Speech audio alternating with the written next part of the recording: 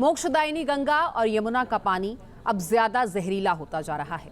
राष्ट्रीय समुद्र विज्ञान संस्थान की रिसर्च से जो खुलासा हुआ है वो हैरान और परेशान करने वाला है। जर्नल ऑफ हैजर्ड्स मटेरियल्स के मुताबिक गंगा और यमुना में माइक्रोप्लास्टिक मात्रा तेजी से बढ़ रही है, जो हमारे लिए बेहद ही खतरनाक है। इस माइक्रोप्लास्टिक के पीछे क्या कारण है और इससे क्या क्या नुकसान हो रहे हैं, ये रिपोर्ट देखिए और समझिए।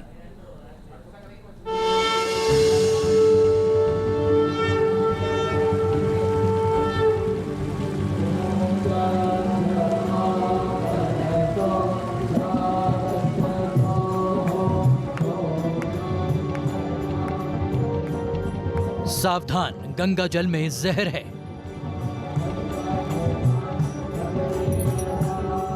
यमुना का पानी भी जहरीला। प्लास्टिक आपकी जान ले लेगा।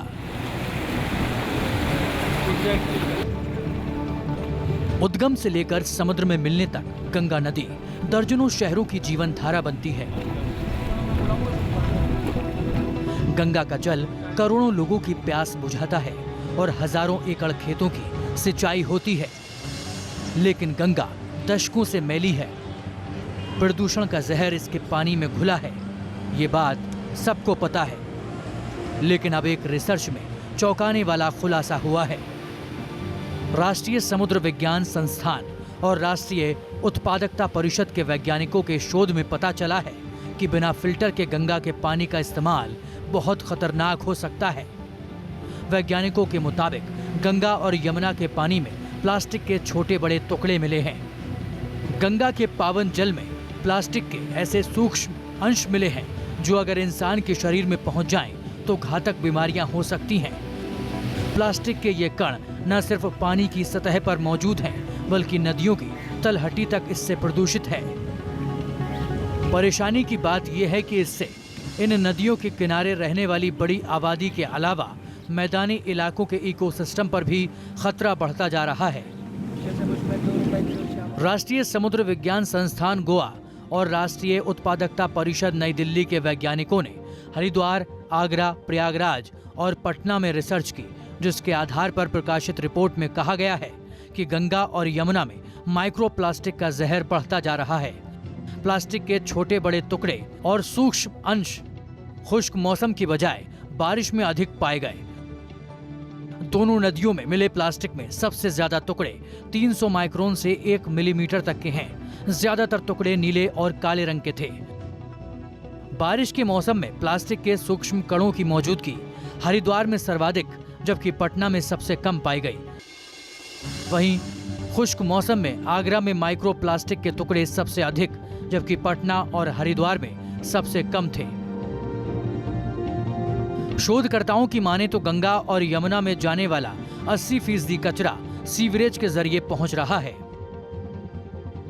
जो गंगा के पोल्यूशन की बात हम जब करते हैं तो पोल्यूशन के लिए मेन उत्तरदायित्व कौन कौन से संगठक हैं, और उसमें से उन संगठनों में हम लोग देखते हैं तो लगभग 80% जो है वो म्यूनिसिपल सीवेज आता है। इंडस्ट्रियल इफ्लुएंट की तो बात हम अभी नहीं कर रहे हैं, लेकिन जो म्यूनिसिपल सीवेज में आता है उसमें भी प्लास्टिक का जो माइक्रोप्लास्टिक्स और ये सब बहुत ज़्यादा अधिक मात्रा में पाए जा रहे हैं। जो बैक्टीरियल कंटामिनेशन है, लोड है, वो तो है ही है, लेकिन जो इस तरह के पेस्टिसाइड्स हैं और इंडस्ट्रियल इफ्लुएंट से ज़्यादा अब हमारे पास माइक्रोप्लास्टिक और इन सब के घटक जो हैं वो म्यूनिसिपल सीवेज में आ रहे हैं। गंगा और यमुना में मिला माइक्रोप्लास्टिक न सिर्फ इंसानों के लिए बेहद खतरनाक है, बल्कि नदियों में रहने वाले जलीय जीवों के अस्तित्व पर भी खतरा मंडराने लगा है।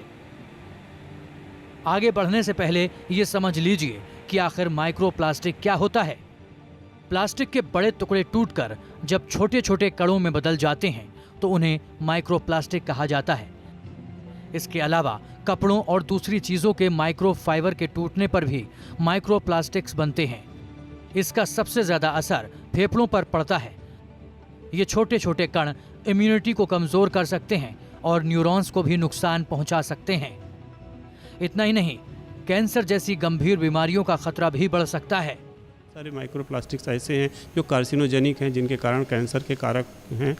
ये तो हमारे जीवन के लिए हो गया, लेकिन उतना ही ज़्यादा जो जलीय जीव हैं उन सब के लिए बहुत मुश्किल कर रहा है। उनको सांस लेने की समस्याएं, उनके अंदर बहुत प्रकार की और दूसरी बात है उनके अंदर होने वाली प्रॉब्लम के कारण कल उनके अंदर भी कैंसर सेल पाए जा रहे हैं। अब वो कैंसर सेल के बाद जो व्यक्ति जो जलीय जीवों का जो भोजन के रूप में यूज कर रहे हैं उनके वहाँ से फिर हमारे पास आ रहे हैं, तो हम डबली दो तरीके से परेशान हो रहे हैं। वैज्ञानिकों का दावा है कि अगर वक्त पर काबू नहीं पाया गया तो गंगा जैसी तमाम नदियों की प्रकृति पूरी तरह बदल जाएगी। गंगा और यमुना भारत के करोड़ों लोगों के लिए सिर्फ नदियां नहीं हैं, धर्म और आस्था से इनका गहरा नाता है। इन नदियों को मां कहकर सम्मानित किया जाता है। गंगा मैया और यमुना मैया जैसे संबोधन धार्मिक श्रद्धा और विकास की अभिव्यक्ति हैं।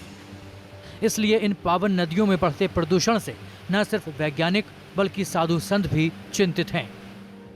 आज गंगा की जो स्थिति है पूरे दुनिया जानती है, सारे लोग जानते हैं कि ये समाज का पानी है, समाज का, शहरों का, नगरों का।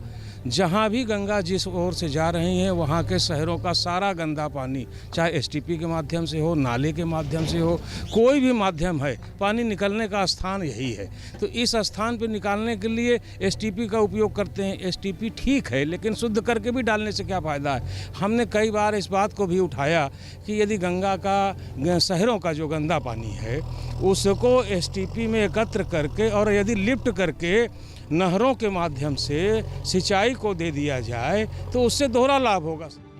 आर्थिक सहयोग और विकास संगठन के एक अनुमान के मुताबिक दुनिया भर के समंदर में 30 मिलियन टन प्लास्टिक कचरा पहुंच चुका है, जबकि नदियों में इससे काफी ज्यादा करीब 110 मिलियन टन प्लास्टिक जमा हो चुका है।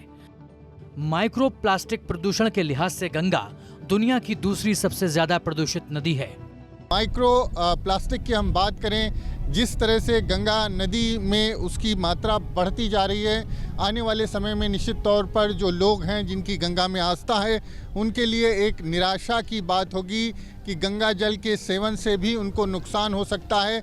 और गंगा पर जो आश्रित लोग हैं, जो गंगा के किनारों पर रहते हैं, वहाँ पर उन लोगों को नुकसान हो सकता है, तमाम प्रकार की बीमारियाँ पैदा हो सकती हैं। तो ऐसे में ये कह सकते हैं अब एक तरह से लोगों के जागने का समय है। अलार्मिंग है जिस तरह से गंगा में जो प्लास्टिक का पोल्यूशन है वो बढ़ रहा है, और ये पोल्यूशन आंखों से दिखाई नहीं देता लेकिन बेहद ही घातक है मानव के लिए और गंगा के अंदर रहने वाले तमाम जलीय जीवों के लिए।